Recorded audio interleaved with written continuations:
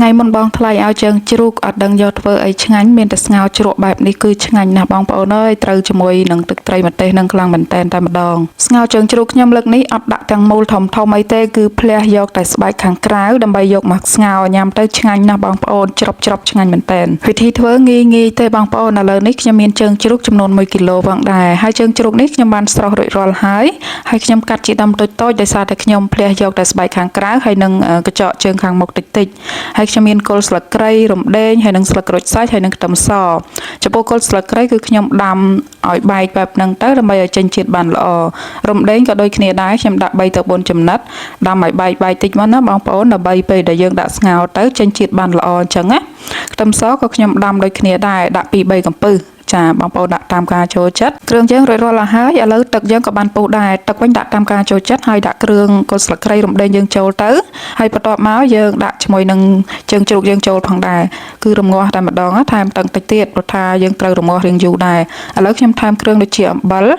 លដាក់តាមការចូលចិត្តដូចគ្នាតែកុំឲ្យប្រៃពេកណាហើយទឹកត្រីវិញប្រហែលជា2ស្លាបព្រាបាយនឹងឯងបងប្អូនហើយខ្ញុំថែមម្សៅស៊ុបមាន់បន្តិចដើម្បីឲ្យមានជាតិហើយខ្ញុំដាក់ប៊ីចេងបន្តិចផងដែរហើយនឹងស្ករសខ្ញុំប្រើបន្តិចផងដែរបងប្អូនអត់ដាក់ច្រើនទេព្រោះយើងស្ងោរហ្នឹងអត់ត្រូវការរសជាតិផ្អែមអីទេដាក់គ្រឿងផ្សំរួចរាល់ហើយយើងរំងាស់ចោលសិនដើម្បីឲ្យសាច់យើងផុយបងប្អូនឥឡូវខ្ញុំមានម្ទេសខ្ញុំយកទៅបុកឲ្យរាងបែកតិចមកម្ទេសខ្ញុំប្រើម្ទេសខៀវហើយនឹងក្រហមបែបហ្នឹងណាដើម្បីឲ្យមានពណ៌ស្អាតផងដែរមើលទៅតំណងឆ្ងាញ់បើសិនជាបងប្អូនចូលចិត្តខ្ទឹមសអាចបុកខ្ទឹមសជាមួយនឹងម្ទេសនឹងបានចំពោះខ្ញុំប្រើ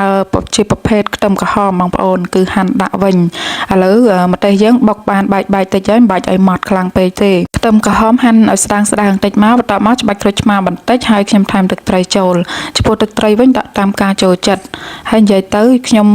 ដាក់រសជាតិនេះតាមការចូលចិត្តបងប្អូនហើយខ្ញុំថែមប៊ីចេងតិចផងដែរគឺរួចរាល់ជាការស្រេចកូរឲ្យបានសព្វល្អទៅតែប៉ុណ្ណឹងញ៉ាំជាមួយនឹងសាច់ជ្រូកស្ងោរយើងគឺឆ្ងាញ់មែនតើបងប្អូនឥឡូវក៏លេចមកមើលជើងជ្រូកយើងវិញគឺផុយល្អហើយកុំឲ្យផុយខ្លាំងពេកបងប្អូនតែបើសិនជាបងប្អូនចូលចិត្តរៀងផុយអីបងប្អូនអាចស្ងោររងាស់តាមការចូលចិត្តអញ្ចឹងណាហើយភ្លក់មើលតាមការចូលចិត្តដូចគ្នាដែរឥឡូវស្ងោររបស់ខ្ញុំគឺបានឆ្អិនហើយខ្ញុំថែមជាមួយនឹងជីរណាបងប្អូនអាចថែមជាមួយនឹងជីវ៉ាន់ស៊ុយឬក៏ជីផ្សេងតាមបងប្អូនចូលចិត្តណាហើយឥឡូវយើងចាប់ផ្ដើមដួសដាក់ចានញ៉ាំបានហើយរសជាតិវិញឆ្ងាញ់ណាស់បងប្អូនអើយចំពោះស្ងោរហ្នឹងហើយសាប៊ូ collagen ជាងគេជើងជ្រូកហ្នឹងបងប្អូនហើយនឹងស្បែកជ្រូកហ្នឹងឯងបងប្អូនចង់ញ៉ាំ collagen ច្រើនអីស្ងោរជើងជ្រូកញ៉ាំទៅបងប្អូនឥឡូវនេះយើងមានជាមួយនឹងទឹកត្រីបុកហ្នឹងយើងស្រូបពីលើអញ្ចឹងទៅ